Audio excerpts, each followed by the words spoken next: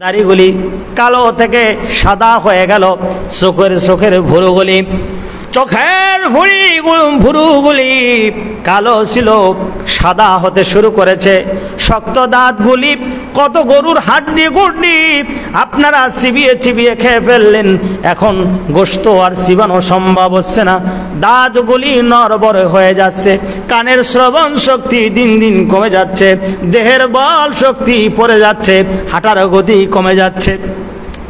ভারী জিনিস জমিন থেকে তোলাটা আগের চাইতে কষ্ট সাধ্য হচ্ছে, আরো দিন দিন দিন দিন এগুলি হতে থাকবে।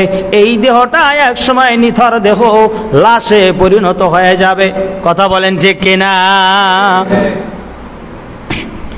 যুবক নওজোয়ান যুবকেরা চিন্তা করে সারাটা জীবন মনে হয় এভাবে চলবে, আসলে কি চলবে নাকি? যারা বুড়া হয়ে গিয়েছেন, এক সময় তো আপনারাও যুবক ছিলেন কি ছিলেন না? কবরের জিন্দেগি যখন শুরু হয়ে যাবে, আমার নবী মুহাম্মদুর রাসূলুল্লাহ সাল্লাল্লাহু আলাইহি ওয়াসাল্লাম বলেন, ইযা উদিয়াল মাইয়াতু ফি কবরিহি জাআল কুরআনু ইনদা রাসিহি। সুবহানাল্লাহ বলেন। একটা মানুষ যখন দুনিয়া থেকে চলে যায়, তার জন্য কবর খনন করা হয়। দুনিয়ার সমস্ত সব কিছু দুনিয়ায় থেকে যায়, মানুষটা নেক আমল নিয়ে কবরের মধ্যে শায়িত হয়ে যায়।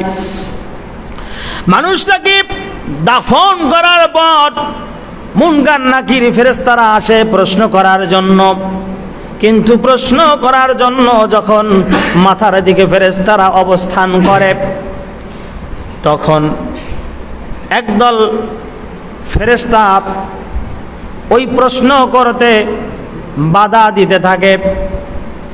ওই ফেরেশতারা কোথা থেকে আসলো? আমার নবী বলেন, বান্দা তামাম জীবনে যত কোরআনুল কারীমের তেলাওয়াত শুনেছে, যত কোরআনুল কারীম তেলাওয়াত করেছে, বান্দা নামাজের ভিতরে যত তেলাওয়াত শুনেছে,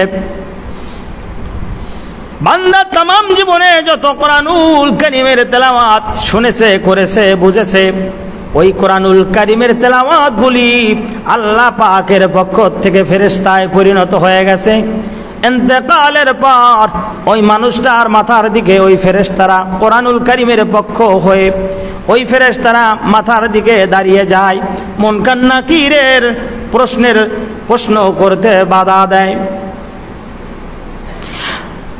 প্রশ্নকারী ফেরেশতা তখন বলতে থাকে, কে হে তোমরা বান্দার মাথার দিকে কি করো?